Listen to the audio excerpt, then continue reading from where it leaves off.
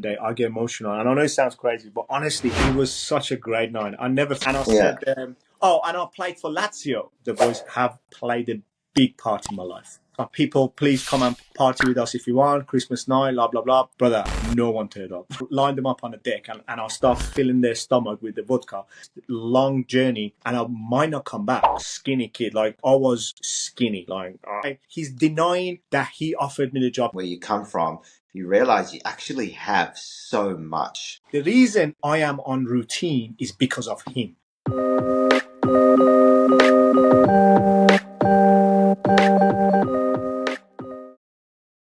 All right, mate.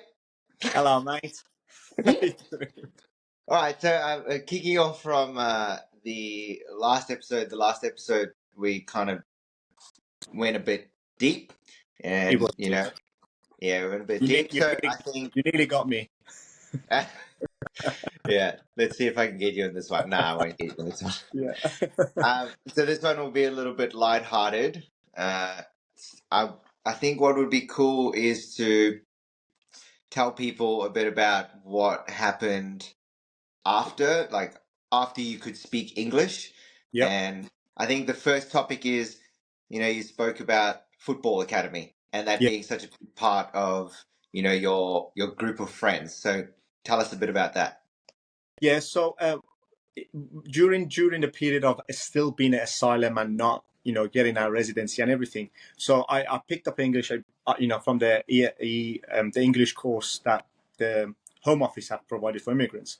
After like a few months, I was going also to kind of like a school kind of college kind of vibe, and I met a guy called Nathan, and he was a neighbor as well. And Nathan was, if you think about it, I told you about my age, being wrong. So he was 16. So I said I was 16 too. So he turned around to me and he said, hey, listen, like I said, there's a course in Worcester, which is on the train, would be about 30 minutes from Stourbridge, which is where my house was, and our council house was. So from there was like 30 minutes on the train to Worcester. He was like, come with me, go to this course, which I said we went.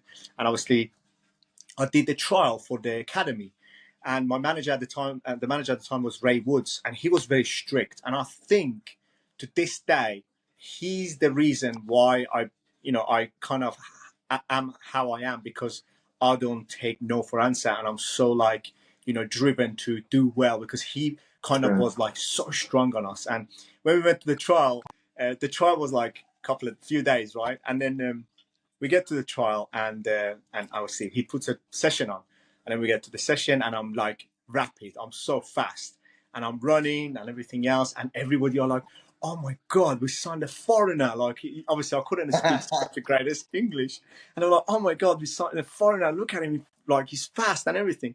Anyway, happened for me to be good enough for me to be selected. And then you go to Stella, who was my teacher, and said, yeah, you are selected to football, so now you can come to the college. So when you go to football, so the football is like literally 6 days a week, like Monday, Wow. Tuesday, Wednesday, Thursday. Friday was an easy day. Saturday was the game day. If we got to the FA Cup, we call it FA Cup or a Youth Cup, then on Wednesday you had a game as well, which was under the floodlights. So Wednesday night was the floodlights game, and then Saturday was just the Saturday 3 o'clock kickoff. Anyway, it was a 2 years course, so that's how it was started. I kicked off. At the start, I was a little bit like, shy, and not so well spoken and everything else. And the boys will tell you this story, because I wanted to fit in, and I wanted to to like be part of the crew. So we had this like a stand on the pitch, and he said to everyone have to go on this stand now and introduce themselves and say where they come from, and tell us a little bit about yourself to everybody else. So it's my turn. I go on the stand, and I'm like, hey everyone, my name is Seb. I'm from Sicily. I didn't want to say like Iran or whatever. And I said, oh, and I played for Lazio. And then people were like, oh my god, and I didn't honestly, I just didn't know, because I was just like, I wanted to get into this club so bad, because that was the only thing I wanted at the time. And the boys were so welcoming, and I was like, I don't want to get out of this club. I don't want to, I didn't want to feel left out. So I was just like, yeah, I play for Lazio and everything. So when he put the session on and I'm running like so fast and I'm so like rapid, everybody was like, oh my God, we signed a foreigner who played for Lazio from like blah, blah, blah. So I'm like, yeah. So, so uh, just for context, how good is Lazio? Like, what league do they play in? Lazio is a A series or Series A Italy league. You know, like they're in a good league. Like they're like your Juventus or good side league. So So they in the so Lazio is in the top league in Italy. that's correct. Yeah, but I said I played like for the academy of that team. Oh my God! That To makes this so day, much sense with like who you are now because you're such a bullshitter. oh yeah. This is why I am so good at what I'm doing my job. You know, I'm Yes. good at sales. But um, anyway, so yeah, the boys were loving it and everything. Anyway, that 2 years was the great journey because as I said, I lived in Stourbridge, and my best friend, his name is Rob. He kind of like helped me with like, you know, being part of the team, and he helped me with my English a little bit. He definitely helped me with my fashion sense because I can tell you a story, and I told this story at his wedding because I was his best man. Um, he was living in a place in Smethwick, close to Birmingham, so he had to get a train to come and meet me in Stourbridge, and then from Stourbridge we go to Worcester. So our life became Worcester because we were going out in Worcester, we were partying in Worcester, we were playing football in Worcester.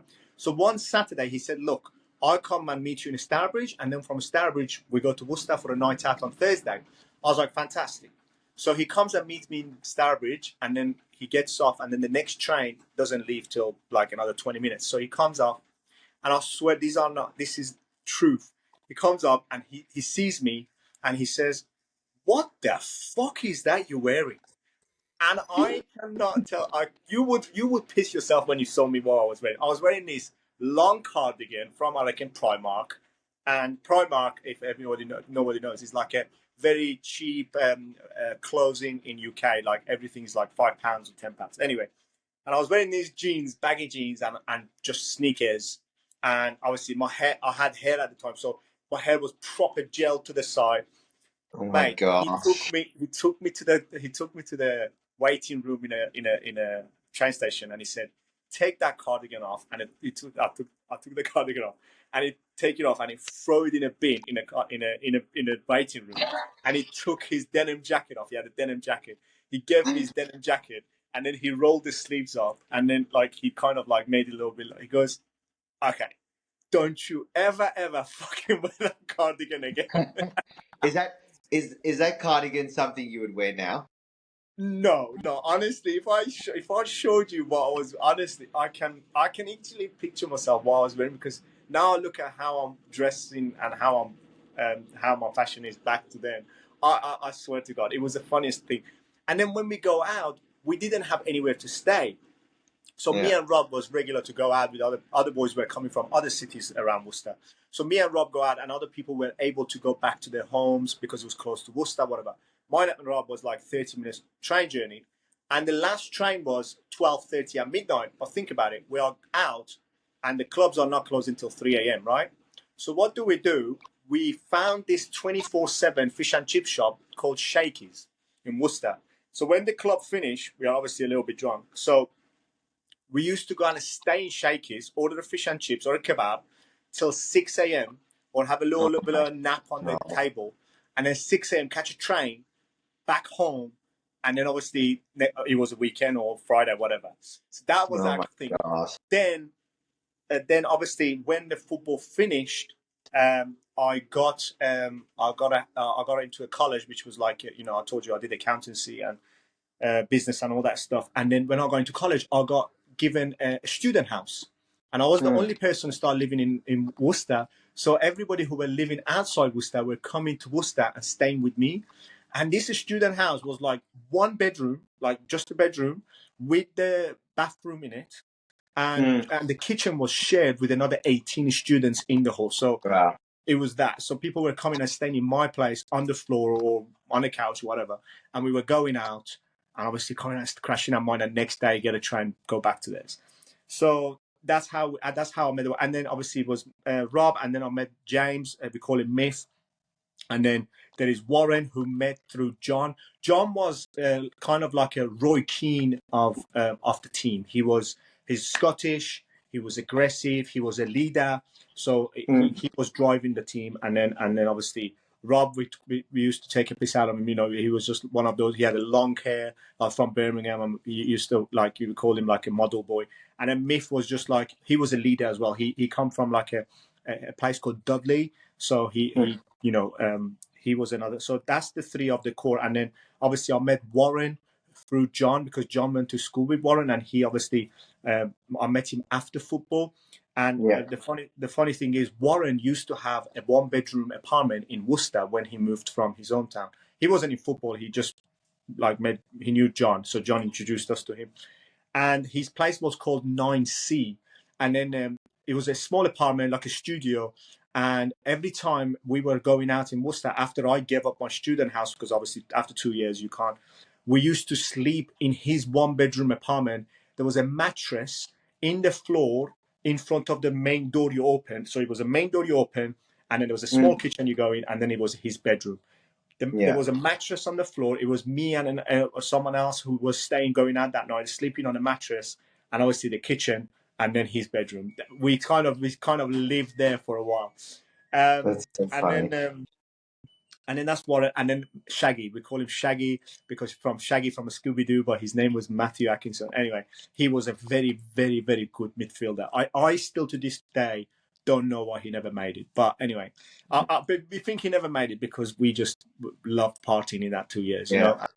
Yeah, that's what happens. You just party too much. It was honestly, Shane, I would do anything. Like if they told me, whatever you got in your bank, whatever you got in your name, give it and have those 2 years back again, I would do that, because by far was the best 2 years that made me to meet these group of lads. And we are, I think it's been now 20 years we've known each other, to be such a great group of lads. And I know they have got their families now, they're doing it, but we're still in contact. We still talk to each other on a, when we can, on a regular basis. And then we had another friend whose name is Tommy.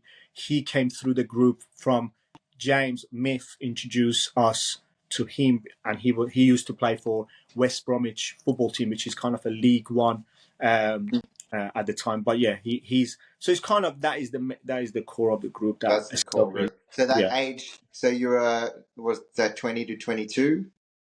Correct, 20. So I met them when they were 16 till 18, but wow. I was 18 till 20. So they didn't know that, because if you remember, I said then we continue. So from 16 now, so I am 40, so they are 2 years younger than me. So we've been friends now for 22 years. Yeah, 22 years. Wow.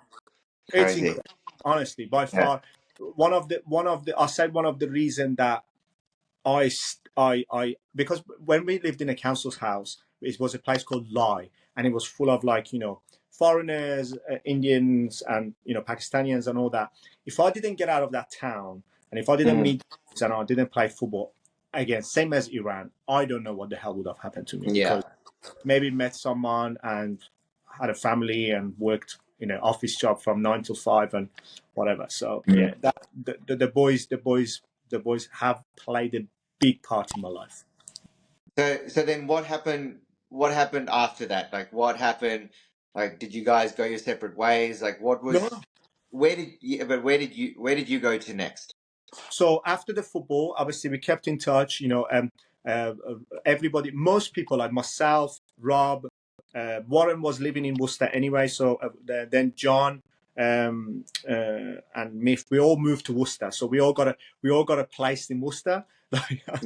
we got a 2-bedroom house first. It was me and Shaggy. We lived together, and then the other 3 started living there. So it became 5 of us living in 2-bedroom house, which we pissed off the next door neighbor. She complained, and then we had to leave. So we left, and we had to get a 5-bedroom house somewhere else, and it was a proper 5-bedroom house. It was a house full of partying, full of sessions. Like, I'll never forget one Christmas, we put it on Facebook. party at 1A. We used to call it 1A Himbolton Road, so it was one, and it was party at 1A. And then we saw people, please come and party with us if you want, Christmas night, blah, blah, blah. Brother, no one turned up.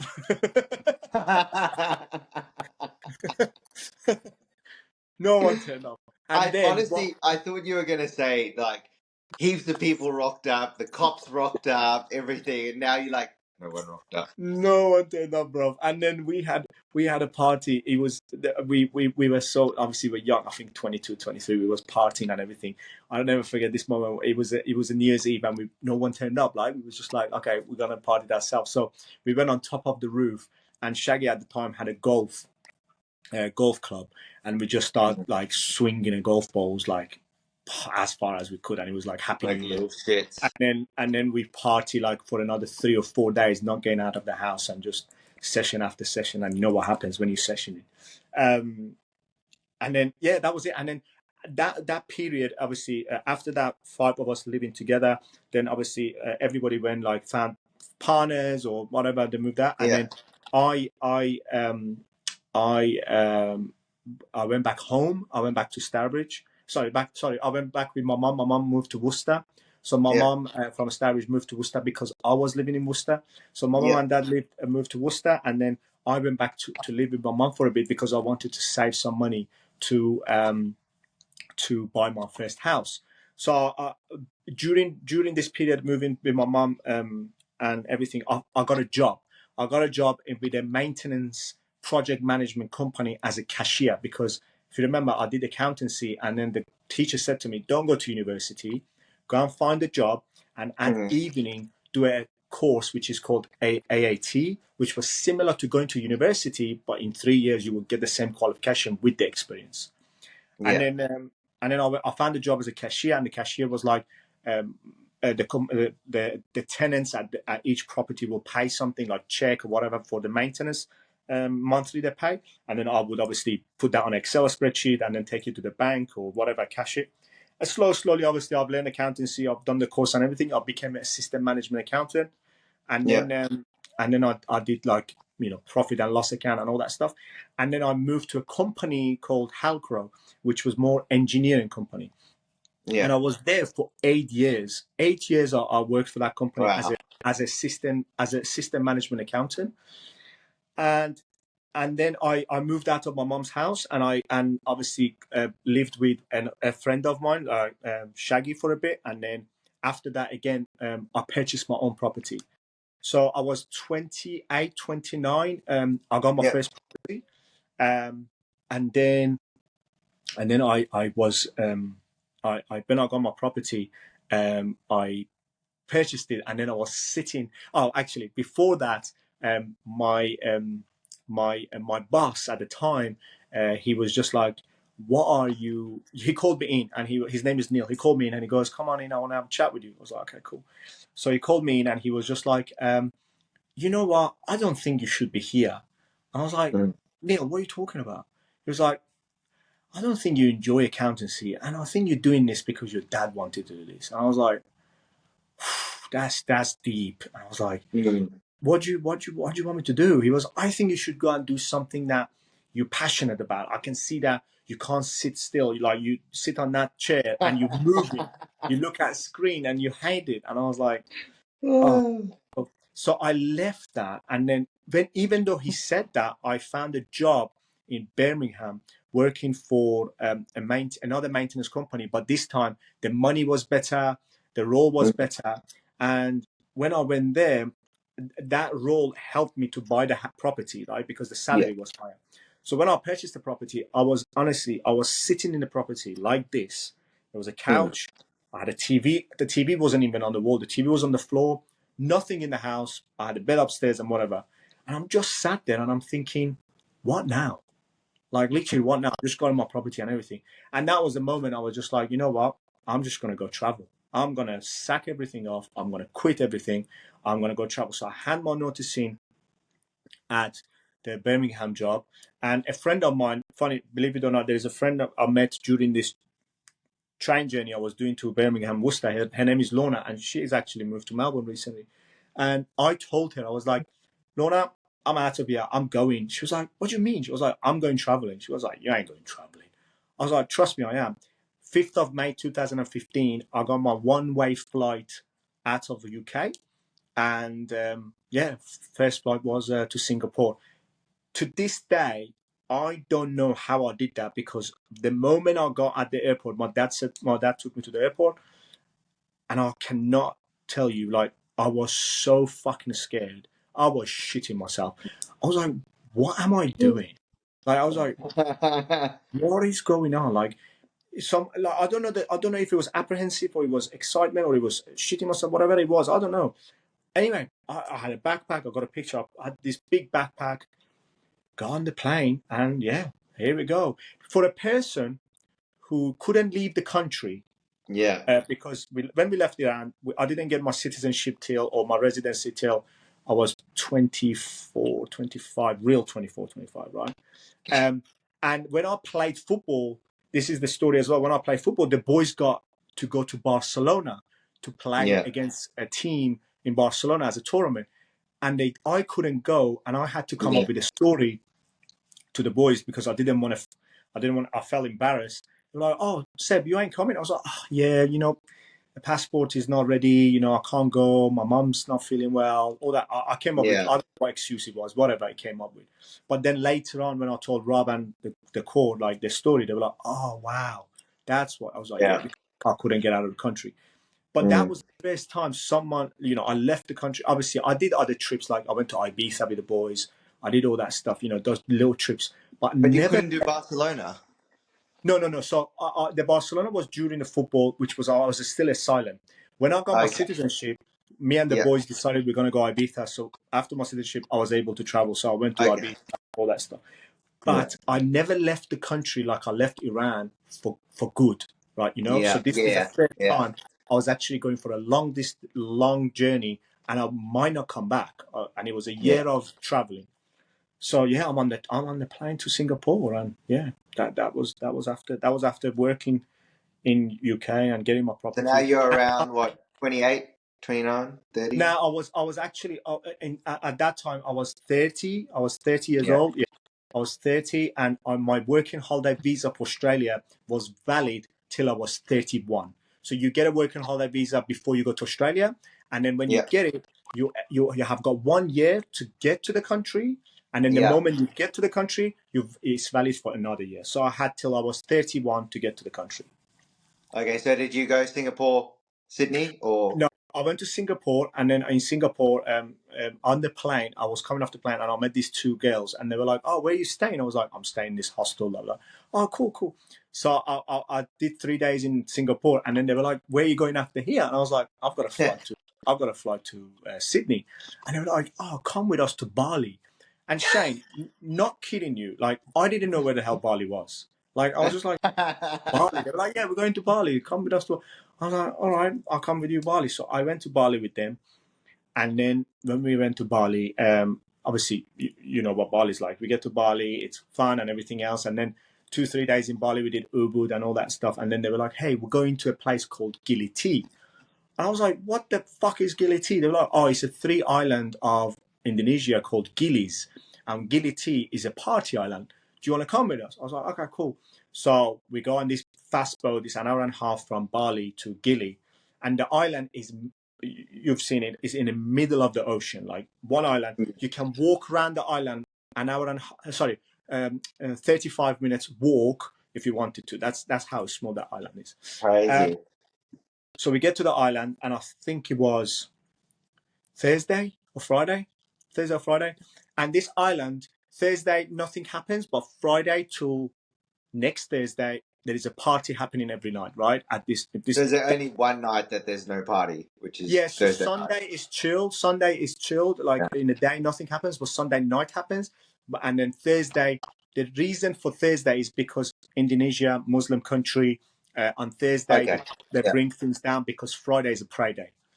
And for 5 times a day, there is think about it. There is a small island, and there is a big mosque in the middle of this island. And for 5 times a day, there is a prayer goes on, like, and everybody, whatever. Yeah. And when the prayer goes on, music comes down, and then after 6 p.m., because there's no more prey, it kicks off till about 3 a.m. in the morning. Are you still in contact with those girls? No, actually, no. I'm in contact with people who I met in Gili. I actually met the guy who I work. I'll tell you a story. I met the guy Ricky who I met in Gili recently in Malaysia when I was in Philippines when I was in Philippines. Happened for him to be there. I was there, so we caught up. And that was after 8 years. We haven't seen each other for 8 years, so we caught up. Wow. So yeah, this was 2015. So I get there, and I think it was, hold on, May I left. So I get to Bali. I get to Bali about June, end of May or something like that, whatever. So yeah, actually in May, because I only did 3 days in Singapore. 8th of May I left. Yeah. We get to Bali. We get to Gili. Saturday is a boat party, and it's called Jiggy's Boat Party, right? And it's run by these 2 German guys, like phenomenal guys, Bobby and I can't remember the other one's name. Anyway, Bobby was like a loose cunt, you know. He was just like, doesn't care. He was just loving party. We get on a boat, and I am loving life because I'm in my element. I love people. The boat is full of like people, like girls, boys, having a drinks, whatever. So I go to the bar and I order this bottle of vodka, like a vodka, and I start filling people's mouth with my bottle of vodka, and I lined up girls on the deck, and there were like 4 or 5 girls on me. I was just like lined them up on the deck, and I start filling their stomach with the vodka, and I got 4 or 5 boys like start drinking off their stomach. It was chaos. Let me tell you, it was fucking chaos. But it was fun. It was fun. And I had a GoPro. I was just recording like photos, everything. I don't know. Anyway, Bobby calls me over and he says, come over. And I was like, what? He was like, what's your name? And I was like, I'm Seb. What are you doing? I was like, I'm traveling. I'm going to Australia on Monday. And he was like, oh, so can you come and see me tomorrow? And this is Sunday. I was like, yeah, well, I'm drunk. I was like, yeah. And he was like, listen, rest of the night, enjoy yourself, do whatever you're doing. I love it. And then come and see me tomorrow. I want to have a chat with you. I was like, whatever, okay. Anyway, come Sunday, I go and see Bobby, and he lives in like this nice villa and everything else. Anyway, cut the story short. He goes to me, listen, I love your vibe, and I need someone as a head of promoters for my party, for my boat party. Would you be interested in me offering you a job as a head of the promoting or promoting my boat party? On every Saturday and Wednesday, you go on a boat free of charge.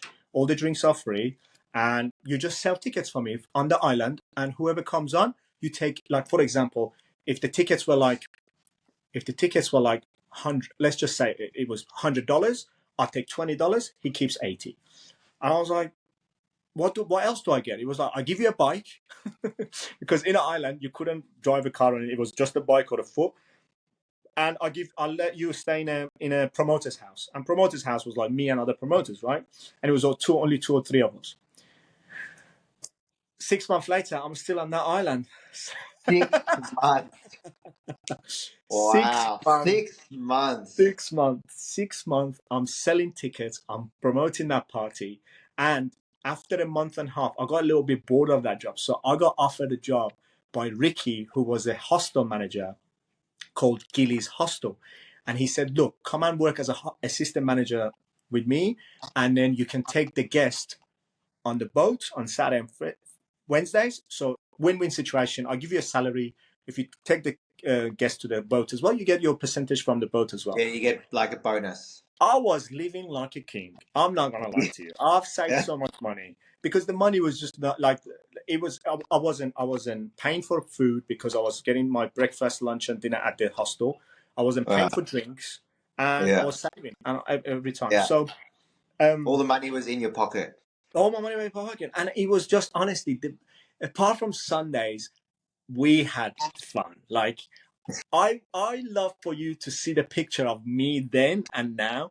My best friend Josh, he came and visited me in Bali.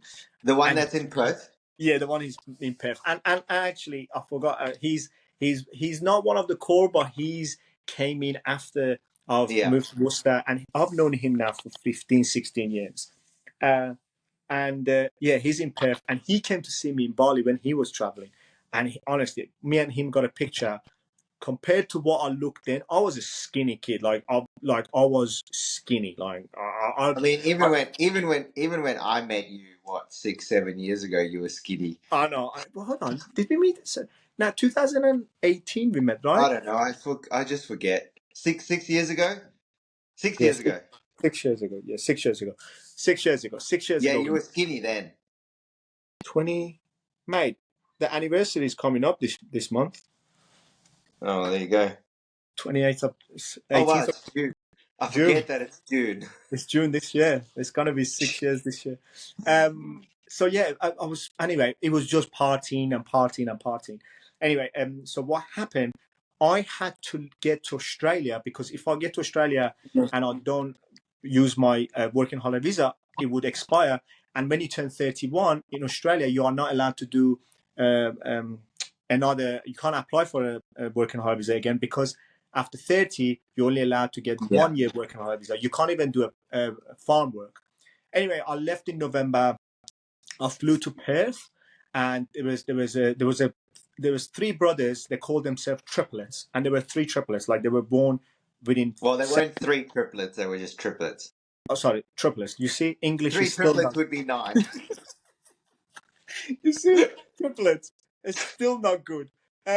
So triplets, they were brothers, and they were like, oh, listen. And there was another guy called Hamish. He had a bar. He was working in a bar in Perth. He said, when you want to decide to come to Australia, come to Perth. We will help you out.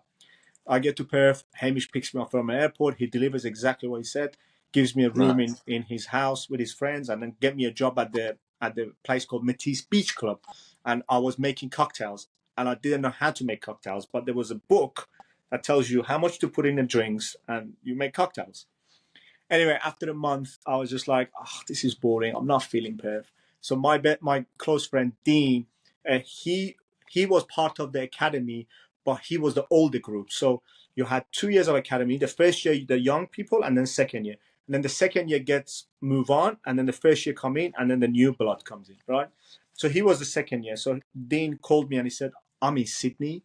I've got a company. It's a labor company.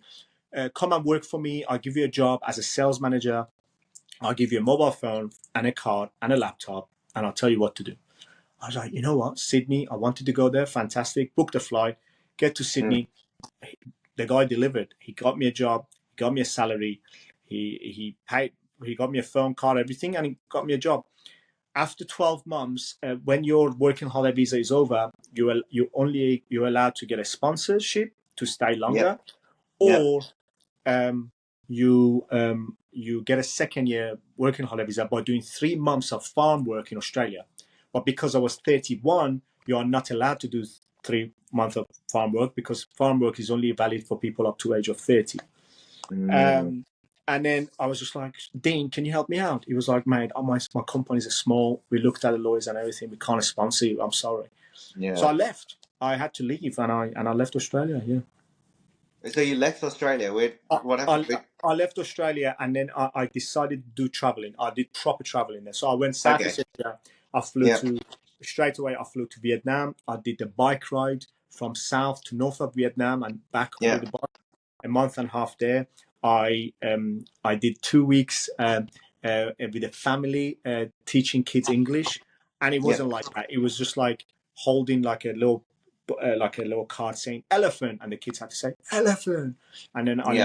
I lived with them for 2 weeks, and then they gave me food and everything else. And then after that, I went travel Vietnam, and then after Vietnam, I went to Philippines. I did a month Yeah. in Philippines. Phenomenal, one of the most beautiful countries. Then after Philippines, I went to Neymar, which is Burma. Did a couple of weeks there, and then after that, I went to Thailand. And then after Thailand, I went to back to UK 2016, December 2016, January 2017. I was home for this Christmas 2016. Yeah. Yeah, that's what happened 2016, and then after that, I was in UK. I was just like not happy. I was just like, this is not what I want to do. Miserable, whatever. It's like a March reality check. reality check that hit me big time, and also I wanted to get back to Australia really bad. And Yeah. then March 2017, to this day, I will never forget that day. I had a close friend of mine who was friend with Myth. His name is Matt Heaton. he was working at Randstad Recruitment in Australia, in Melbourne. He's from UK, but he lives in UK now. He's back. And I called him and I was like, Matt, listen, I'll do anything. I'll help. Please help me out. Just get me a job in recruitment. You know, I'll do anything for you. He was like, okay, let me leave the resume out there and tell people. 2 weeks later, a week later, I had a phone call from a lady called Madeline. To this day, if she's out there, I hope she's doing great. I absolutely, like, I owe her so much. She called me and she said, hey, Seb, I've seen your resume. I love what you got. You know, you've done 8 years of accountancy. You've got sales in background. I'm looking for someone in my team, in accountancy team, who's got your experience to recruit part-time, full-time assistant accountant. Would you be interested? I was like, would I be interested? Fuck yeah, I'll be interested. So she was like, okay, cool. She didn't FaceTime me. She just asked me a few questions. She goes, yeah, I love your vibe. I love your energy. I sponsor you offshore. Book your flight. Be here for 4th of April. I was like, are you sure? She was like, yep, all done. I'll get the HR and immigration team to send you an email and confirm all this. Just book your flight and be here. Honestly, I don't know how that happened. I got on the plane. Anyway, I get introduced to a team. 4th of April, I start. And then this is why every day I count my blessing, and I'm so grateful. A month after that, recruitment got vanished from a skilled visa. So no more responsibility for recruitment. So you were basically the last person to kind of I like was get I in. was literally the last path. Yeah, honestly, it was just so lucky. Yeah, I did 2 years of working in Melbourne office for 12 months, and then 12 months I moved to a Mulgrave office doing business support, like admin, recruiting admin and all that. Yeah, and the reason I moved to Mulgrave is because I moved to a place called Malvern East, and I got a house there. Yeah, and I worked there for 2 years, and then that's So when. what age is this now? So hold on, 20. When did I leave? 2019. So 2019, 29, 22, Like 35, 5 34? years ago. 35, 34, 35, 34, 35. Yeah. Yeah. 34, Because 35.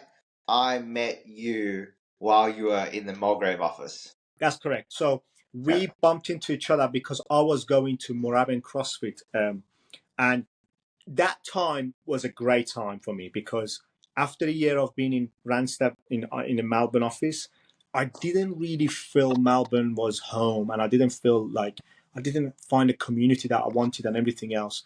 And there was a lady called Lou, a friend of ours. I was going to CrossFit 3000. She said to me, "Come to CrossFit Moorabbin, do a few sessions there. There's a good bunch of people there. You will love it." I came to CrossFit Moorabbin. She brought me there, and then I know for a fact I was just about to go home. I think that if I didn't come to Moorabbin, I would have gone back to UK because I was just not feeling Melbourne. I was just like, I'm not feeling this. And then yeah, I came to Melbourne, and you know what happened? I'm sitting on a salt bike, and then you come up to me and you were like, "Oi, mate, I've got a ticket to go to a show tonight. Do you want to come?" And I was like, "What show is it?" He said, "It's a drum and bass," and I'm like fucking loving it. I was like, "Yeah, man, 100%, I'm there." And yeah, me and you and Dylan, and we went to this drum and bass night, and since then, I literally put that all down to Lou because I still remember that. It was literally Lou's birthday, and yeah, and obviously she saw something in you and she like cared about you, yeah, and she must have sensed that like that's what you were like looking for was yeah, community, and I yeah, think she felt that like we would get on really well. yeah, So she's like, you should ask Seb. Like, I think, he likes drum and bass. And then I Mhm. said to her, I was like, I will, I will ask Seb, but you have to come. And No, then she's no, like, because I wanted to get her out. yeah, So yeah. and then we all went out together, which was, Mm. and then It basically was the rest is history. every time I think about that day, I get emotional. And I know it sounds crazy, but honestly, it was such a great night. I never forget that night. I will never forget Oh, that night. Like, yeah. because it was when the community happened. It's when I met you. Then I met obviously Dylan. Dylan was my Dylan was the first person. He said hello to me, I'm Arabian, and everything else. It was just like fun. But then when you came in, and then you took me to that drum and bass, and then Dylan came in, and then we went out, and then after that we had the Christmas party with more. It was just everything. And then Yeah. I met Renee, who's now life and soul of my life. She's I'm a godfather to her son, and it's just everything. Just that moment just defines my Like life. that day is such a moment because Yeah. I mean, we wouldn't actually be sitting here right now if that day Nah, didn't happen. You know, nah, nah. We wouldn't. and then you even think about your housemate that you spent lockdown with. Oh my god. You know, Adam, who is like one of our all time best friends. You know, But like the thing is, this is it. I moved to this place, and then I had a housemate who was a student from India, whatever. He had to go back home, and I had nowhere. I needed someone to live with me because the rent was quite high. And then I said, Shane, I'm looking for someone. If you know someone, let me know. Literally within 2 seconds or 2 minutes, I can't remember. Oh yeah, I know someone who's looking for a place, and it was Adam. And yeah, Adam was looking for us, so he came over, and he's obviously his background is English, and he moved to. yeah. When was COVID? 2019. No, 2020. Okay, 2020. so yeah, so 2020. So what happened is that after the recruitment, after I met you, because 2018, then Yeah. everything just lighting up a little bit. Life is good. I'm training at CrossFit Moorabbin. I met you. We start planning going to Holy Ship in Bahamas on that cruise. So I'm excited about that. We go to Holy Ship together. We do the Christmas and New Year, and then in America, and then we come back, and then I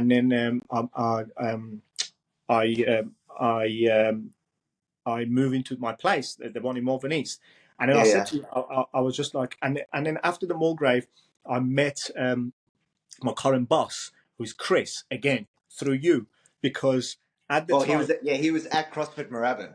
That's right. He was at CrossFit Yeah. Moorabbin, and then he came over to you. I think it was it, or I don't know what happened, but somehow you connected us because I was working in recruitment, and he was looking for a PAEA at the time, and he was Yeah. like, "Hey, mate, I've heard Shane said you in recruitment. I'm looking for someone, PA. Would you be able to help me?" I said, "Of course." So I caught up with him. I found out what he was looking for. We hired him a PA, successful and everything, and then he moved on from that job and went to new job, which is currently now, and then we went to Bayside after Moorabbin, right? And then Mm. he came over to me to Bayside, and he said, "Hey mate, I'm looking for 2 more customer service people, or 3 customer service, and a salesperson." I was like, "Oh yeah, I can get you in a customer service." And I was like, "That sales job, can I apply for it?" It was like, "Oh, you're not going to be good at it." And to this day, I hope he's watching this. To this day, he's denying that he offered me the job. He says it's not me.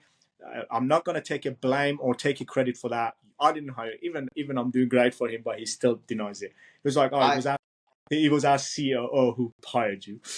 Um, I still remember him like literally. I could probably like scroll through the messages. I remember him asking about you, and he's like, "Tell me about this. Tell me about this Seb guy. Like, am I gonna be making a mistake hiring this person? You know?" And think about like your relationship now. It's Oh, ridiculous. it's yeah. He's my mentor. He's my manager, leader, and he's just a great friend as well. And Mm. again, down to you. You introduced us. Anyway, I said I want to apply for that. He goes, "Listen, put your resume through. I'll see if it gets through." Cut the story short. 4th of November 2019, I get the job. I meet the CEO. He's in America, and he calls me, and apparently CEO called him. I said, "Yes, Seb's the one. Seb's can do the job." Anyway, I get the job. I have got no knowledge of the industry, and I walk into the job, and I'm wearing like a accountant. I'm wearing jacket, tie, shirt, everything. And this is like fuel industry, right? Everybody are like casual, whatever. And I apparently the CEO at the time turned around to Chris and said, "Who the fuck is that you hired? Seems like he's on cocaine. Like, he's just like." Chris said to him, "Listen, just give the guy a time. Just he's gonna be okay."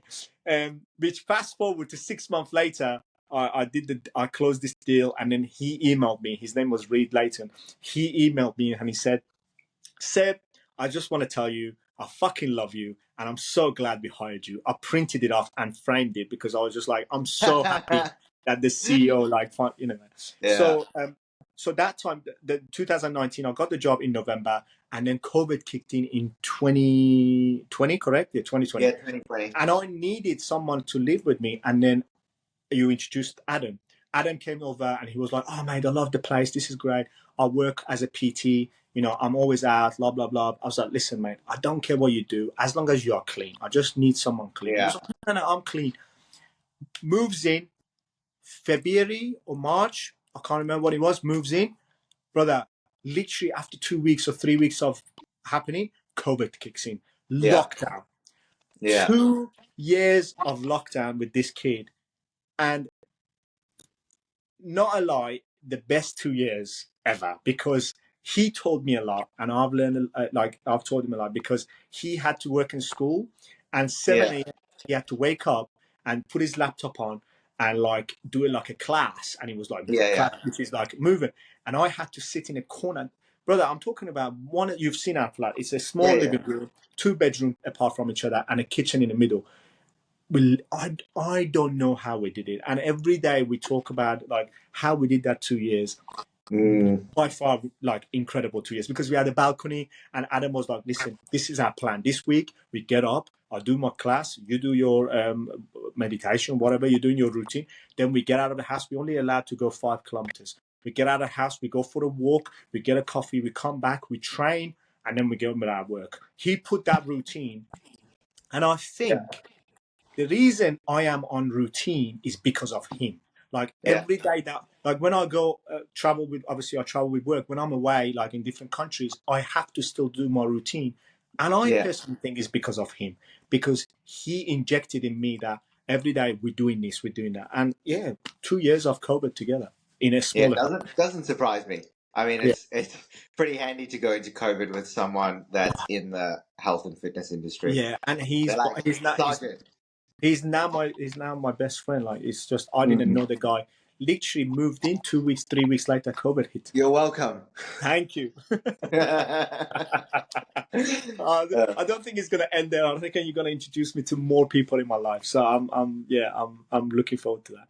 yeah. Yeah, and then So where are you? Where are you with so your career? Like, 4.5 years later, it's this year is coming. November 2024 is going to be 5 years. I've been with my current job, which is reporting to Chris. hmm? I am now a director of the sales for international business. So I look after, like, apart from US and Europe and South America at the moment, but I'm sure I'm going to try to push for South America one day. But I look after every other region. So I was literally, when we did the last episode, I was in Malaysia, Yeah. and I was in Saudi. I did Saudi, Kuwait, Malaysia, Philippines, and Dubai. And then I've just got back after being away for 50 days, which was tough, but it's good to be back to Melbourne and, recharge and go again. So yeah, I look after. So for someone that used to work in a fish and chip shop and wasn't allowed to leave the country, now has an Australian passport, a British passport, and travels for work all the time. All the Like time. I've you're seen. basic. Like you were out from Melbourne for what, 50 days? I was out of Melbourne for 50 days, and yeah, I've lived in 4 different continents. So I lived in Asia, which was Iran, if you want to class it Mm. up. I've lived in Europe, which is Europe, UK. I did 16 months in US with work with my current job, and then I've lived in Australia. So yeah, the only the continent I haven't done is Africa. And is South America a continent? Yes, I think Is so. it? Yeah. Anyway, yeah. So I haven't done Africa and South America. Yeah. You haven't done like Antarctica either. Oh, there we go. You'd have to be a scientist to Yeah, live yeah. there. So I've done that, and I've visited. I've been to 47 countries now. For Yeah, not someone, bad. yeah, for someone who has a, yeah. For someone that was working in a fish and chip shop, couldn't speak Mate, English, I couldn't leave don't. the country. I count my blessing every day. I'm grateful for everything happened to my life, because this is the, like, I look back from where I come from a kid who didn't know anything about what to wear, what to say, Mm. where to go to, I have got a okay fashion sense now, and I speak okay English, and I'm Yeah. doing okay at my job. So yeah, I think it's very important to, sometimes just take a step back and think about where you came from to where you are now. I yeah, think so many people these days get really caught up in the hustle and bustle and like want this, want this, want this, and think about what they don't have. Whereas like if you actually think about what you do have and where you come from, you realize you actually have so much. mm. You know, So it's much, so important. so much that sometimes exactly what you said, you forget that because you've achieved so much as well. Because Mm. that's success for me. Must like my success, like my, people are like, oh, you're 40, you don't have a house to your name, whatever, or you don't have an asset, But you do. or you don't have a family. Yeah, but for me, it's the success is not about like that. For me, the success is where I was and where I'm coming and where I'm going. And I Mm. always said to me and you speak about this all the time, like the happiness is not about having $1 million or Mm. this and that. Happiness is about like being happy where you are and making other people happy about what you do. For me, my job is I work for an environmental agency. Like people are like, oh, oil and gas industry, and what do you do? And I'm like, I work for an environmental agency. We making sure all the gas stations, all the fuel stations globally are environmental, so they don't have an impact on the environment. So that's also my job, something that I want to give back to the world. Yeah. Yeah. I feel happiness is the greatest wealth. And it's we need to remember that. It's very Absolutely, important. Yeah. absolutely. So, I mean, you know, look at where you are now. What's your future ambitions? Like, where do you see Seb's journey in the next, let's say 10 to 20 years? You're 40 now. Where do you see yourself? What do you want to do? Um, I haven't thought about that far. I'm not gonna I lie. mean, yeah, I guess you don't have No, to I think know, far. but for me, I want to do well at what I'm doing right now. I want to do, Yeah. and also the past. No, I always been like that. I always been like that because from where I come from, my mom is similar to me. Like she's the house when we was living back in Iran, the house was open. Like the door was open to Mm. people to come in and sit Yeah. down and have food, whatever. I always had this thing about like I wanted to give back, and the last 2 years has become, or the last 12 months or whatever that is, has become more stronger. I have been giving back to people since I've been able to leave the country and be free to travel and everything else. But also knowing I was a asylum and immigrant and everything else, and where I come from and where I am right now, I'm more strong, have a more strong feeling about how much I want to give back. And I Mm. think this is the platform that I want to create with you to be able to give back more. Yes, I do give back. I give money to charity. I said to you every Friday I do a good deed for people, but I want to do more. I want to do a Yeah. little bit more. And I think my happiness will exceed on that. So Yeah. with my job, I'm content. I'm happy. It's doing Yeah. great. I travel. I'm smashing my work, whatever. But I think from the personal growth, I want to give back more to the Yeah. world and society. So I think that's where I want to be. Yeah. And this is just a stepping stone. This is just the start. Yeah, yeah, exactly, exactly. Hopefully, like I said, people will tune in. More people will jump in. More people will talk about where they are and everything, where they come from, so we can Yeah. all get back to the world. Yeah. All right. Well, let's close this out. This is So the last. obviously, This is the last episode about me, yeah, right? this is the last episode of you. So you're done, and no one has to keep listening to you babble on No. before the next one. But you and I spoke about doing a little closing tradition. Yes. So the closing tradition, I'll ask you the questions first. So you have three people. Okay, you can pick. So you're not allowed to know this person. Okay, Okay. who would you party with? Yeah. Who would you want to have dinner with? And who would you want to travel with? Okay. Three people. And they have to be alive, right? Yeah, they have to be Yeah. alive, but you cannot know them personally. Okay. I definitely would love to travel with Ed Sheeran.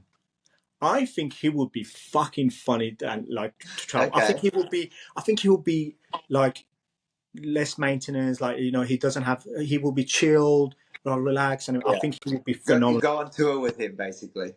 No, not with his music. Like literally travel with him with a backpack and not music. Okay. Like just travel. Like I think Yeah, he yeah. would be so chilled. I think that would be, and he would. I think he would live in a. He would stay in a hostel if I said, Ed, let's live in a hostel. He'd be like, yeah, fucking let's go. So he would do that. All right. So travel done. Party. I don't. Okay, I've got two, but I just want to. All right, I'm gonna go with this one. I think I'm gonna go with Will Farrell. You know, after watching, I think since watching, is he Step Brothers? Is he Step Brothers? Yeah, he's in Step Brothers. I think that guy is funny as fuck, and I think going partying with Yeah. him, he would go fucking mental. I reckon he would Well, send it. Or did you see? Did you see him DJing at a? He was yeah, DJing at.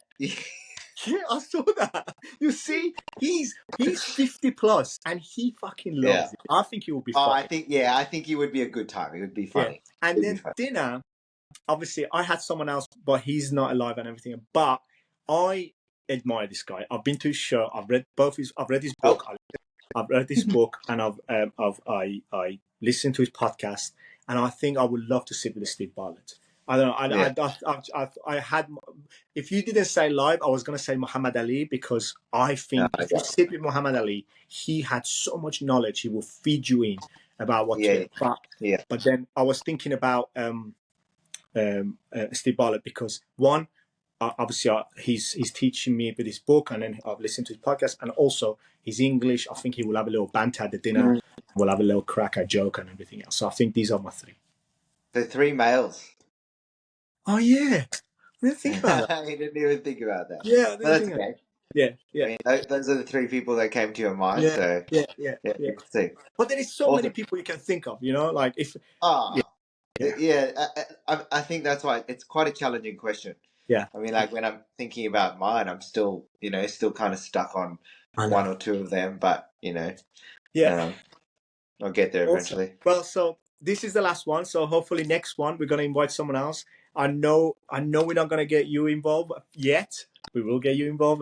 But I think I'm gonna get Adam for the next episode. So me and yourself can question Adam and obviously get something about him and his story. So I'm looking forward to that one. Yeah, sounds good. All right. Well, Thank you. thanks everyone for listening, and thanks Sebastian for telling everyone about your beautiful story. Thank you. Bye.